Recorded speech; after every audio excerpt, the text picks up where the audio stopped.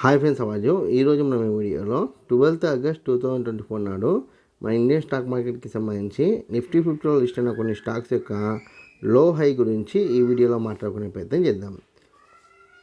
Adani enterprises high వచ్చేసి 3210 హైగాను, లో వచ్చేసి 3165 లో గాను నమోదు కావడానికి ఛాన్స్ ఉంది. దాని తర్వాత అదానీ పోర్ట్స్ హై వచ్చేసి 1550 హైగాను, లో వచ్చేసి 1520 గాను నమోదు కావడానికి ఛాన్స్ కనిపిస్తుంది. దాని తర్వాత యాక్సిస్ బ్యాంక్ హై వచ్చేసి 1155 హైగాను, లో వచ్చేసి 1130 లో గాను నమోదు కావడానికి ఛాన్స్ ఉంది. దాని తర్వాత సిప్లా హై వచ్చేసి 1590 హైగాను, లో వచ్చేసి 1560 లో గాను నమోదు కావడానికి ఛాన్స్ కనిపిస్తుంది. దాని తర్వాత హెచ్డిఎఫ్సి బ్యాంక్ హై వచ్చేసి 1670 హైగాను, లో వచ్చేసి 1635 లో గాను నమోదు కావడానికి ఛాన్స్ కనిపిస్తుంది.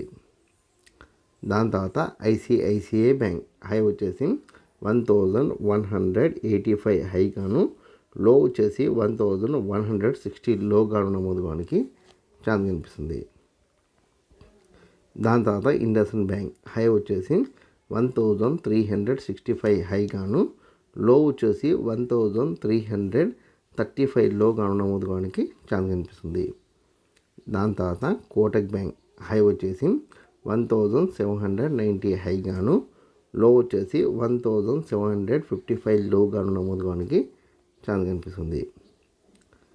దాని తర్వాత రిలయన్స్ హై వచ్చేసి 2980 హైగాను, లో వచ్చేసి 2920 లో గాను నమోదు కావడానికి ఛాన్స్ కనిపిస్తుంది.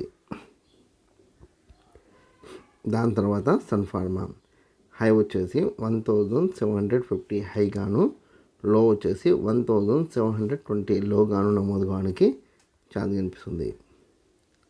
దాని తర్వాత టెక్ మహీంద్రా హై వచ్చేసి 1525 హైగాను, లో వచ్చేసి 1490 లో గాను నమోదు కావడానికి ఛాన్స్ ఉంది.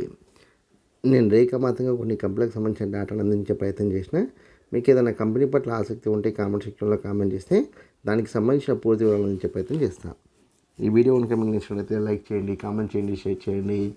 ఛానల్ని మట్టుకు ఖచ్చితంగా సబ్స్క్రైబ్ చేసుకోండి. జై హింద్, వందే మాతరం.